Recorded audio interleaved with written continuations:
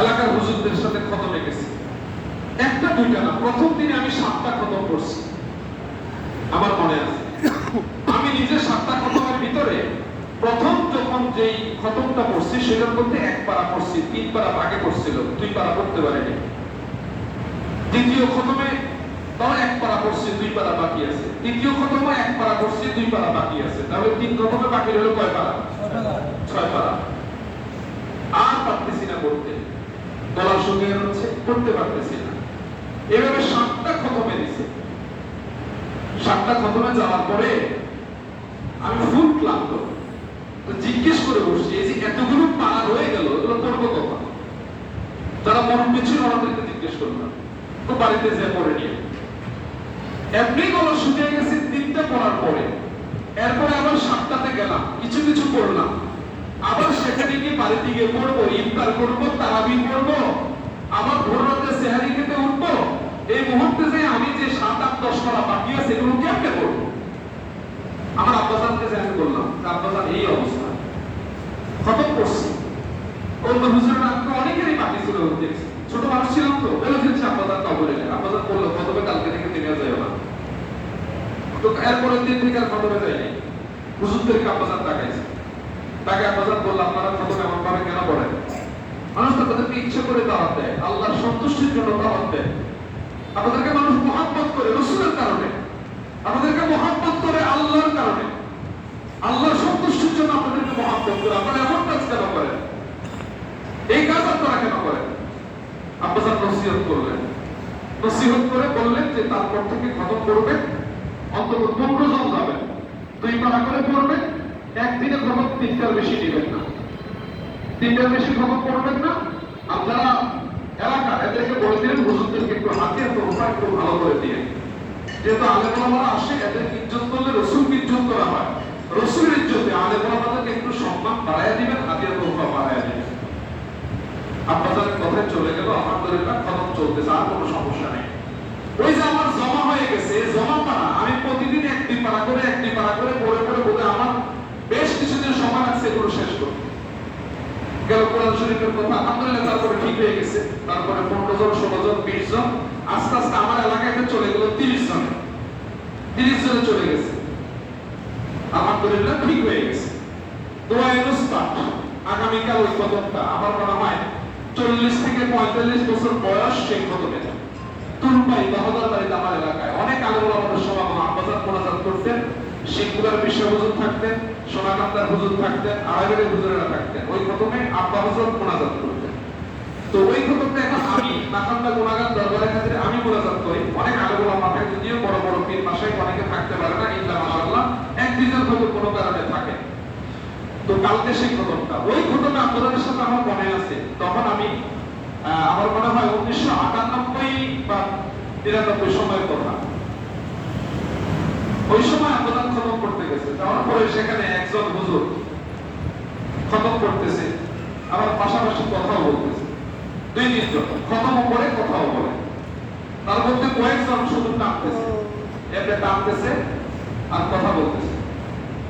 আব্বাসান একজনকে ডাকলেন, আমি আব্বাসানের পাশে বসা, তাকে আব্বাসান বললেন, হুজুর আপনি একটু দোয়াটা পড়েন তো। তো দোয়াটা পড়ছে, আবার পড়েন তো, আবার পড়ছে, আবার পড়েন তো, আবার পড়ছে।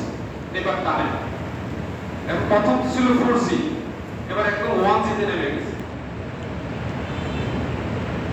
সহি শুদ্ধ করে যদি পড়া হয়, কয়টা খতম হয় এটা আপনারা আমরা যেমন ভাবেন একটা আপনাদের ইচ্ছা। আগামী তাহলে দাওয়াত না দিলেও আমি কাজী সাহেবদের সঙ্গে বেজার হবো না, মন খারাপ করবো না, আপত্তিও থাকবে না আমার, বাস্তবতা সেটাই বলছি। ঠিক আছে, তো খতম করেছে, পরে তিনি টানলেন, দেখলাম যে অনেক পার্থক্য হয়ে গেল। এরপরে খতম করে কথা বলে, খতম করে হাতে তসবিহ টিপতেছে, মোবাইলে কথা বলতেছে। আমার আব্বাসান এগুলো নিয়ে স্পষ্ট কথা বলতেন, খুব কড়াকড়ি কথা বলতেন। ঠিক আছে, আমি আমার কথায় দয়া করে আপনারা মাফ করবেন, ক্ষমা করবেন। আমি কেন বলেছি আশা রেখে আপনারা কেউ বুঝতে পেরেছেন। আমি এসে কথা বলেছি এখানে কোনো কথা হবে না, তেলাওয়াত করবেন, কিন্তু আমি দেখেছি হাতে তসবিহ আপনারা কেউ কথা বলছেন। আমি খেয়াল করেছি, এটা অত্যন্ত দুঃখজনক। যে যেভাবে নেন, আপনি আলেম, আপনি রাসূলের ওয়ারিস, আপনি আল্লাহর প্রিয় বান্দা, আল্লাহকে সবচেয়ে বেশি ভয় করেন। এখানে আসছি, আগের যুগে আল্লাহ ওয়ালা হাত তুলে দোয়া করলে বৃষ্টি হয়ে যেত, আর আমরা এখন শত শত আলেম ওলামারা দোয়া করলে কবুল হয় না। সমস্যাটা হলো আমাদের অন্তরে, সমস্যা আমাদের ভিতরে, আমরাই সমস্যা, আমরাই জটিল। আমাদের ভিতরে সমস্যা হচ্ছে আমরা নিজেরা ঠিক করতে পারি না, সংশোধন করতে পারি না, এজন্য হয়তো আমাদের ভিতরে জটিলতাগুলো আসে। আমি অতীব দুঃখের সাথে কথাগুলো বলে ফেলেছি, ত্রুটি হলে দয়া করে ক্ষমা করবেন। এটা আপনারা আমার দাওয়াত দেন আর না দেন আপনাদের ব্যাপার, কিন্তু দয়া করে ভবিষ্যতে এই কাজগুলো যেন দয়া করে না হয়। আমার আপনাকে কোরআন শরীফ পড়া কিছু আদব আছে। আপনি লা ইলাহা ইল্লা আনতা সুবহানাকা ইন্নী কুনতু মিনাল যালিমিন, এটা কি কোরআনের আয়াত কি আয়াত না? এই আয়াতগুলোর আদব কি?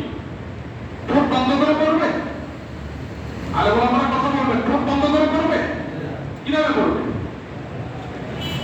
কিরকম? অন্তত নিজের কানে যেন আওয়াজ চায় সেটাকে চিন্তা করতে হবে না? অনেক আমরা ঠোঁট বন্ধ করে পড়ি, চুপ করে পড়ি। অনেক খতমে কোরআন শরীফ পড়ে দেখি এরকম ভাবে কোরআন শরীফ পড়ে, কোরআন শরীফ পড়ে পাতার সামনে রাখা ঠোঁটটা ঠোঁট নড়ে না। রমজান ধরা খতম করে দিন, অনেকে খতম করে পান মুখে পান খায়, খতম করে। আস্তাগফিরুল্লাহ।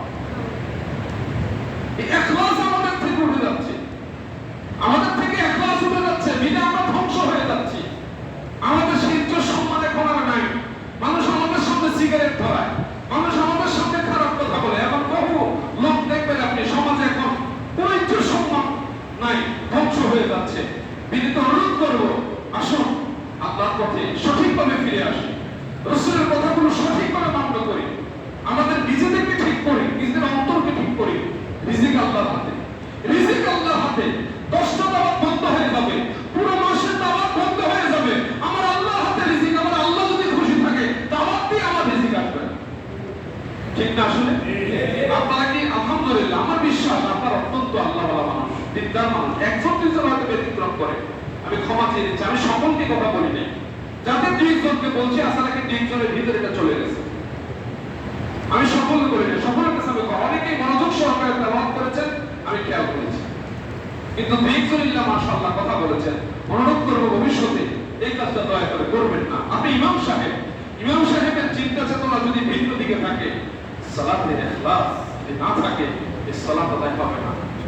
সালাতে যদি খুশু না থাকে, সালাত হবে না।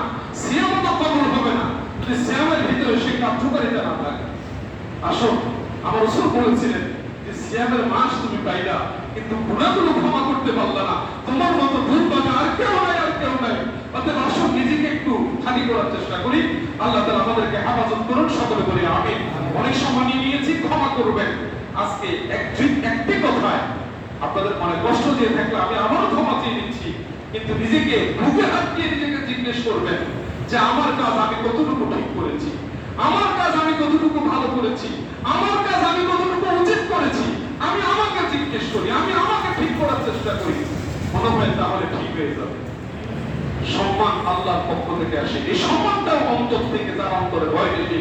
ইন্না আকরামাকুম ইনদাল্লাহি আতকাকুম, সেই বান্দা আল্লাহর কাছে সবচেয়ে বেশি সম্মানিত যার অন্তরে আল্লাহর ভয় সবচেয়ে বেশি।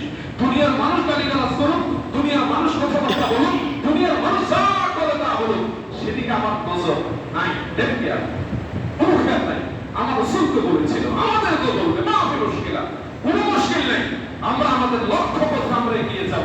আমাদেরকে পথ বাততে দিয়েছেন আল্লাহ, আর পথ শিখিয়ে দিয়েছেন মুহাম্মদ রাসূলুল্লাহ সাল্লাল্লাহু আলাইহি ওয়াসাল্লাম। এটি আমাদের পথ, অন্য কোনো পথ আমাদের নাই। অতএব আমার কথাকে কষ্ট পেয়ে থাকলে ক্ষমা করবেন। আল্লাহ তাআলা আমাদেরকে রহম করুন। আজকের এই খতমকে আল্লাহ তাআলা কবুল করুন। সকলে বলি আল্লাহুম্মা আমিন।